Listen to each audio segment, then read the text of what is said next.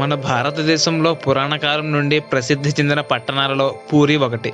ఈ పట్టణం ఒరిస్సా రాష్ట్ర రాజధాని అయిన భువనేశ్వర్కి 60 కిలోమీటర్ల దూరంలో ఉంది. ఈ పట్టణాన్ని పూర్వం పురుషోత్తమ క్షేత్రమని, శ్రీక్షేత్రమని కూడా పిలిచేవారు. ఈ పట్టణంలో విష్ణువు జగన్నాథుని పేరిట కొలువై పూజలు అందుకుంటున్నాడు.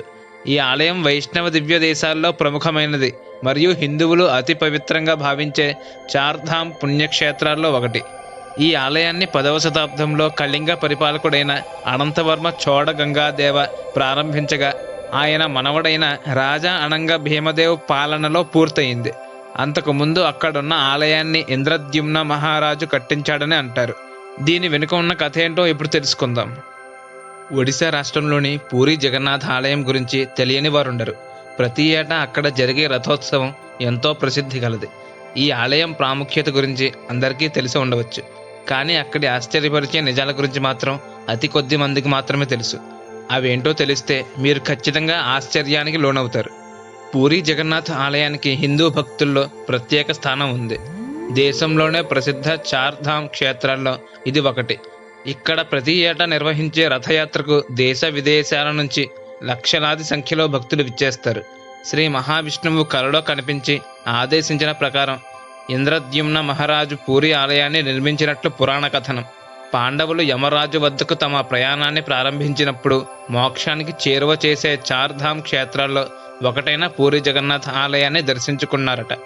సైన్స్కు కూడా అంతుచిక్కని రహస్యాలతో ఈ ఆలయం ముడిపడి ఉన్నట్లు చెబుతారు.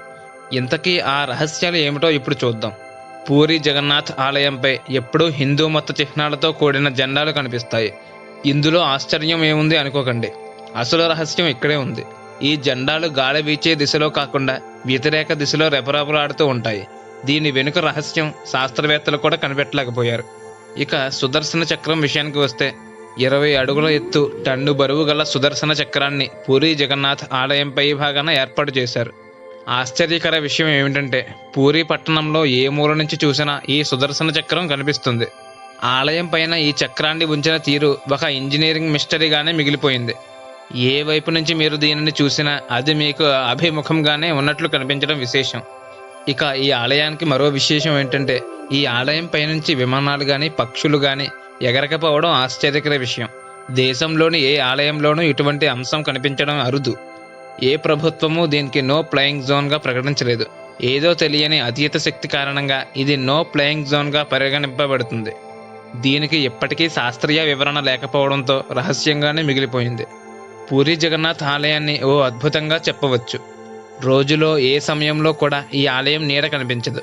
ఇది అప్పటి ఇంజనీరింగ్ అద్భుతమా లేక దైవశక్తి కారణంగా జరుగుతుందా అనేది అంతుచిక్కని విషయం. జగన్నాథ ఆలయానికి 4 ద్వారాలుంటాయి. వీటిలో సింహద్వారం ఆలయ ప్రవేశానికి ప్రధాన మార్గం. ఈ ద్వారం గుండా ఆలయంలో ప్రవేశించినప్పుడు మీరు శబ్ద తరంగాలను స్పష్టంగా వినవచ్చు. ద్వారం నుంచి కాస్త వెనక్కి నడిచి బయటకు వస్తే ఆ శబ్దం మీకు వినిపించదు. ఇది భక్తులకు ఓ అద్భుతంలా అనిపిస్తుంది. సాధారణంగా సముద్ర తీరంలో ఉదయం పూట గాలి సముద్రం నుంచి భూమి వైపు, సాయంత్రం వేళ భూమి నుంచి సముద్రం వైపు వెళ్తుంది. కానీ పూరి సముద్ర తీరంలో మాత్రం దీనికి పూర్తి వ్యతిరేక దిశలో జరగడం విశేషం. ఇది సైన్స్కు కూడా అంతుచిక్కని మిస్టరీ. ఇక 40 అంతస్తుల ఎత్తుగల ఈ ఆలయం పైకి ప్రతిరోజు ఓ పూజారి ఎక్కి జెండాను క్రమం తప్పకుండా మారుస్తుంటారు. ఈ ఆచారం దాదాపు 1800 ఏళ్ల నుంచి జరుగుతుంది. ఇది ఒక్కరోజు తప్పినా అప్పటి నుంచి 18 ఏళ్ల వరకు ఆలయం మూతపడుతుందని నమ్ముతారు. పూరి జగన్నాథ్ ఆలయానికి వివిధ రాష్ట్రాలు, దేశాల నుంచి ప్రతిరోజు 2000 నుంచి 20,000 వరకు భక్తులు వస్తుంటారు. అయితే ఏడాది పొడవునా ఒకే పరిమాణంలో ప్రసాదాన్ని ఆలయంలో తయారు చేస్తుంటారు. కానీ ఎప్పుడూ కూడా ప్రసాదం వృధా కావడం అనేది జరగలేదు. ఈ ప్రసాదాన్ని 7 కుండలు ఒకదానిపై ఒకటి పెట్టి వండుతారు. కానీ కింద ఉన్న కుండల కంటే ముందుగా పైభాగంలో ఉన్న కుండలో ప్రసాదం తయారు కావడం విశేషం. సో ఇది ఫ్రెండ్స్, పూరి జగన్నాథ ఆలయం గురించి కొన్ని విశేషాలు అయితే. సో ఈ వీడియో నచ్చినట్లయితే లైక్ చేయండి. Thanks for watching.